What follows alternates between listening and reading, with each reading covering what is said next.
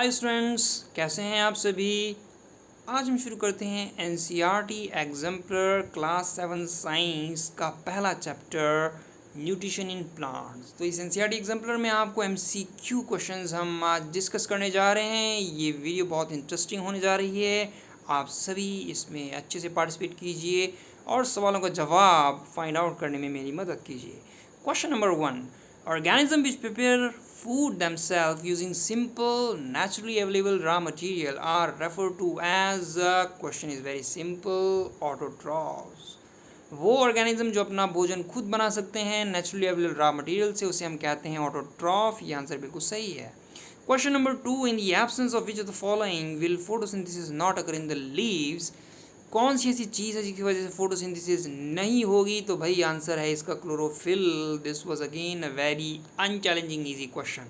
Question number 3 में जाते हैं, which of the following statement is or are correct. यहाँ पे आपको 4 ऑप्शंस दिए हैं और अगेन ऑप्शंस के फर्दर ऑप्शंस हैं और इन हर ऑप्शंस में 2 ऑप्शंस दिए गए हैं। इसका मतलब यह है कि 2 ऑप्शन में सही हैं और 2 ऑप्शंस गलत हैं।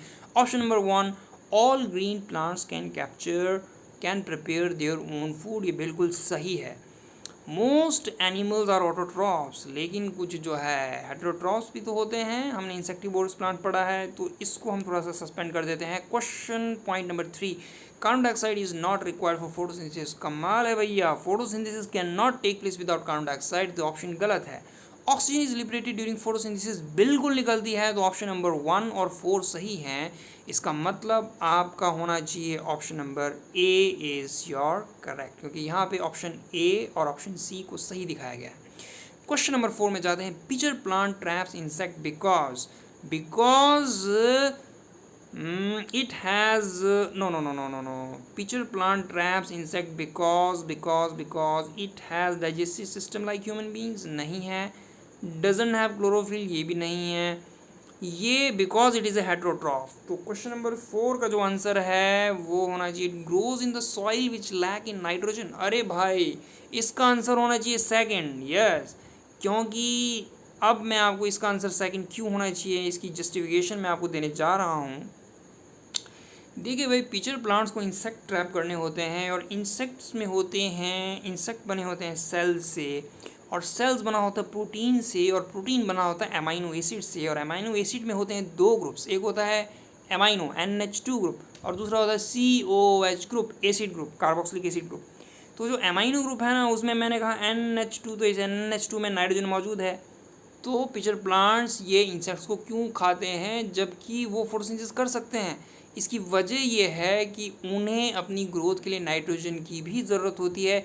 नाइट्रोजन उन्हें मिलता है इन इंसेक्ट्स को डाइजेस्ट करने के बाद, और इन इंसेक्ट्स में नाइट्रोजन कैसे मौजूद है ये मैं आपको यह भी बता चुका हूँ। उनके बॉडी का जो सेल है, वो जो सेल है उसमें प्रोटीन मौजूद होती है और प्रोटीन में नाइट्रोजन मौजूद होता है। So I hope you got your option number second is the correct one.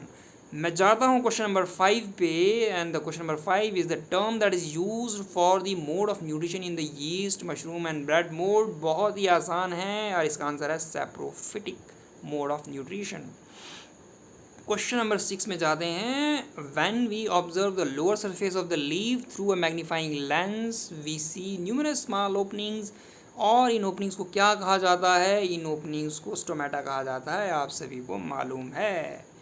Question number 7, two animals are good friends and live together. One provides shelter, water, nutrients, while other prepares and provide food. Such an association of organism is called symbiosis. Symbiosis का मतलब है एक दूजे के लिए। One organism is giving ration पानी and other organism is giving shelter. आओ मेरे घर में रहो। So it goes like this. And question number 8, which of the following raw material is available in air for photosynthesis? भाई photosynthesis के लिए carbon dioxide की ज़रूरत होती है, तो ये उसे मिलती है। वेरी शॉर्ट क्वेश्चन में आपको मिल रहा है क्वेश्चन नंबर 9, पोटैटो और जिंजर दोनों ही अंडरग्राउंड पार्ट होते हैं जिसमें फूड स्टोर होता है। Where is the food prepared in these plants? तो इन प्लांट्स में जो फूड है वो कहाँ से प्रिपेयर होता है? तो बच्चों, इस क्वेश्चन को मैं आपको ऐसे बताऊंगा कि प्लांट्स होते हैं ना, प्लांट्स का शूट सिस्टम होता है, उसके लीव्स होते हैं, जो शूट सिस्टम या leaves that is actually above the ground, और वो जो अबव द ग्राउंड वाला पोर्शन है ना, जो लीव्स वाला पोर्शन है, वो फोटोसिंथेसिस करता है। जब फोटोसिंथेसिस करने के बाद उसमें ग्लूकोज बनता है, वो ग्लूकोज इमीडिएटली जो है स्टार्च में कन्वर्ट हो जाता है और ट्रांसपोर्ट कर दिया जाता है आपके अंडरग्राउंड पार्ट में, और जहाँ पे वो हो जाता है स्टोर, और आप उस आलू को निकालते हैं, उसको खाते हैं और उससे एनर्जी प्राप्त करते हैं। Question number 10, photosynthesis requires chlorophyll and few other raw materials. कौन से चाहिए होते हैं? वाटर चाहिए, मिनरल चाहिए, ओबियसली सनलाइट चाहिए, एंड ओबियसली क्लोरोफिल भी चाहिए। ओके, और हमें कार्बन डाइऑक्साइड भी चाहिए।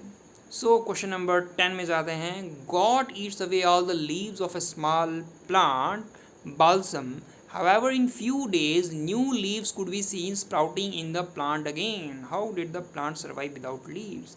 भाई बकरी आई एक छोटे से प्लांट के, उसने सारे पत्ते खा लिए, कुछ दिनों के बाद देखा कि उसमें नए पत्ते फिर फूटने लगे। बिना पत्तों के प्लांट ने कैसे सरवाइव किया, ये सवाल है। तो बच्चों ऐसा है ना कि जो प्लांट्स है ना, प्लांट्स अपने फूड को स्टोर कर लेते हैं अपने स्टेम में, अपने रूट में, अपने बॉडी के सभी पार्ट्स में। तो जब लीव्स चले गए तो उनके रूट्स और स्टेम में जो फूड स्टोर था, उस फूड को यूज़ करते, उस एनर्जी को यूज़ करते हुए उस प्लांट में नए लीव्स आ जाते हैं। ये है unscramble the following. Question number 12 में हम देख रहे हैं अनस्क्रैम्बल द फॉलोइंग टर्म। तो ये एक किसी मोड ऑफ न्यूट्रिशन को रिप्रेजेंट करता है। तो आप यहाँ पे देखिएगा, मुझे तो पहला लगता है RASPAEIT। तो ये किस तरह ऑफ मोड ऑफ न्यूट्रिशन आपको लगता है? ये मेरे को तो लगता है PARASITE। इसमें सारे वो अल्फ़ाबेट्स मौजूद हैं, तो आंसर है पैरासाइट। सेकंड में आप देख रहे हैं कि ये रोपीटाई सैप लिखा है, तो इसमें सैप्रोफाइट मेरे को इसमें नज़र आ रहा है। थर्ड जो ऑप्शन है उसमें आपको दिख रहा है टॉर्पोफेट लिखा है, तो इसमें आपको दिखता है, क्या दिखता है इसमें आपको? इसमें आपको दिखता है AUTO, ऑटोट्रॉफ। तो ये ऑटोट्रॉफ है। लास्ट वाला symbiosis is very much clear, हमने ये क्वेश्चन सॉल्व कर लिया है। Question number 13, nitrogen is essential nutrient for plant growth, but farmers who cultivate pulse crops like green gram, Bengal gram, black gram etcetera do not apply nitrogenous fertilizer during the cultivation. Why? भाई plants की growth के लिए कहा गया nitrogen एक essential component है, लेकिन जो फार्मर्स दालों की खेती करते हैं वो अपने खेतों में नाइट्रोजनस फर्टिलाइज़र यूज़ नहीं करते हैं नेक्स्ट खेती के समय में। ऐसा क्यों? इट इज़ बिकॉज जो नाइट्रोजनस जो फर्टिलाइज़र यूज़ नहीं करते हैं, इसका रीज़न ये है कि जो ये दालों वाले प्लांट्स, जिसे अंग्रेज़ी में हम कहते हैं लेग्यूमिनस प्लांट्स, इनकी जड़ों में होते हैं बैक्टीरियाज, जिसे हम कहते हैं राइजोबियम लेग्यूमिनोसेरम बैक्टीरिया। तो इनकी खासियत होती है ये एटमॉस्फेरिक नाइट्रोजन को एब्जॉर्ब कर लेते हैं और उसे नाइट्रेट में कन्वर्ट कर देते हैं। अब जो नाइट्रेट है ना, वो ये उस प्लांट को दे देते हैं और उसकी ग्रोथ में वो नाइट्रेट कंपाउंड हेल्प करते हैं। तो इसी वजह से जब हम दालों को उगाते हैं तो वहाँ पे नाइट्रोजन फर्टिलाइजर की ज़रूरत नहीं पड़ती है। ये बैक्टीरियाज इन लेग्यूमिनस प्लांट्स के साथ सिम्बायोटिक रिलेशन एस्टैब्लिश करते हैं। देखो, प्लांट उन्हें दे रहा है बैठने की जगह, अपनी जड़ों में उसे आश्रय दे रहा है, और बदले में ये आपके जो राइजोबियम बैक्टीरियाज हैं उसे दे रहे हैं नाइट्रेट कंपाउंड, जो उस प्लांट की ग्रोथ के लिए ज़रूरी है। आई होप आप समझ गए कि नाइट्रोजन फर्टिलाइजर क्यों यूज़ नहीं करते हैं, क्योंकि नीचे बैठा हुआ bacteria is already providing nitrate. लीजिए सरकार, आप प्लांट को ये बैक्टीरिया नाइट्रेट दे देता है। Question number 14, wheat dough is left in open after few days start to emit foul smell and becomes unfit for use. आपने आटा गूंदा गेहूं का और उसको कुछ समय के लिए खुला रहने दिया, कुछ दिनों के लिए खुला छोड़ दिया, उसको गंदी स्मेल आने लगती है। वजह ही है वहाँ पे मॉइस्चर भी है, वहाँ पे कार्बोहाइड्रेट की एनर्जी भी है, बहुत बढ़िया टेम्परेचर भी है। तो होगा क्या, उसमें बहुत सारे माइक्रोब्स ग्रो कर जाएंगे, और हम उन माइक्रोब्स को क्या कहते हैं? उन माइक्रोब्स को हम कहते हैं सैप्रोफाइट्स। ओके, वो सैप्रोफाइट वो फंजाई होते हैं, उसको हम फंगस या फंगी भी कहते हैं। वो उस कार्बोहाइड्रेट को ब्रेक डाउन कर देते हैं सिंपल सब्सटेंसेस में, और इस प्रोसेस में फाउल स्मेल निकलती है, गंदी स्मेल निकलती है। Question number 15, sunlight, chlorophyll, CO2, water and mineral are raw material essential for the photosynthesis. तो आप बताइए कि do you know where they are available. तो इसमें फिल इन द ब्लैंक्स है। अवेलेबल इन प्लांट्स, प्लांट्स में होता है chlorophyll. Available in soil, soil में होता है water and mineral. Available in air होता है कार्बन डाइऑक्साइड, जो फोटोसिंथेसिस के लिए ज़रूरी है। अवेलेबल ड्यूरिंग डे वो होता है सनलाइट, जो again is a important factor for photosynthesis. Okay, so this is picture question number 16। आपको यहाँ पे कह रहा है कि स्टोमेटल ओपनिंग और गार्ड सेल को आपने लेबल करना है। तो स्टोमेटल ओपनिंग, तो आपको यहाँ पे जो डॉट्स दिख रहे हैं यहाँ पे, ये आपके गार्ड सेल्स हैं, और बीच में सेंटर में जो आपको गैप दिख रहा है, ये जो बड़ा सा गैप, ये है आपका स्टोमेटल ओपनिंग, जो एक्चुअल में बहुत ही छोटा होता है। We can not see it with our naked eyes. Question number 17 matching question है। मैंगो ट्री तो भाई ऑटोट्रॉफ है। Mushroom is a saprophyte. Pitcher plant is insectivorous plant. Cuscuta is parasite and elephant is heterotroph. आप सभी जानते हैं, बहुत ही आसान क्वेश्चन है। Question number 18, wild animal like tiger, wolf, lion, leopard do not eat plant. Does this mean that they can survive without plant. देखिए भाई, ये बात बिल्कुल सही है कि wild animal they are directly dependent on the herbivorous plant, but herbivorous plant cannot survive if there is no plant. And if herbivorous plant die in the absence of plant, then carnivore will also die because herbivores won't be available there. तो इसीलिए आपको ये बात समझ में आ चुकी है कि फूड चेन श्रृंखला में मौजूद हर जीव उतना ही इम्पोर्टेंस और मायने रखता है अगली चेन में मौजूद जीव के लिए। तो ये एक नेचर का साइकिल है, और इसमें सभी बंधे हुए हैं और सबकी अपनी इंपॉर्टेंस है। Question number 19, fill in the blanks.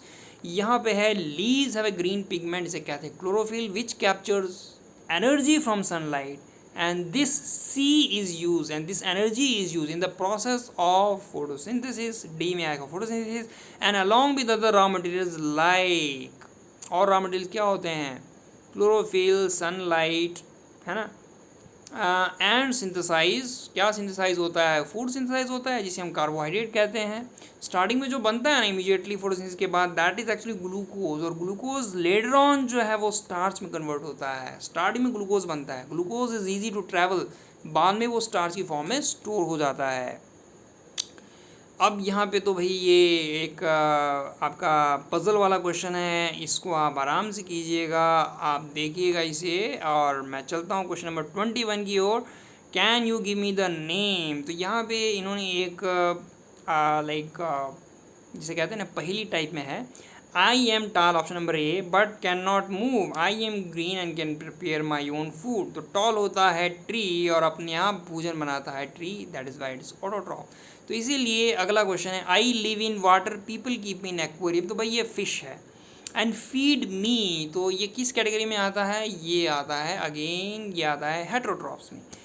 तो थर्ड क्वेश्चन है C part, I am small and can fly and I disturb your sleep, bite you and suck your blood. भाई ये तो है mosquito. And which is my food, तो इसकी जो mode of nutrition है, इसको हम कहते हैं पैरासिटिक मोड ऑफ न्यूट्रिशन। तो ऑप्शन नंबर डी में आते हैं, I am white and soft, I grow well in rainy season, children pluck me from the ground and admire me, I absorb nutrients from decompose and dead part of the plant and animal in the soil. भाई white है और dead decompose matter पे depend कर दिए, तो ये तो है मशरूम, और जो मोड ऑफ न्यूट्रिशन होगी वो होगी saprophytic mode of nutrition. I hope you enjoyed this session, और हम अगली वीडियो आपके पास इस तरीके से लाएंगे। तब तक के लिए धन्यवाद, थैंक यू, बाय बाय।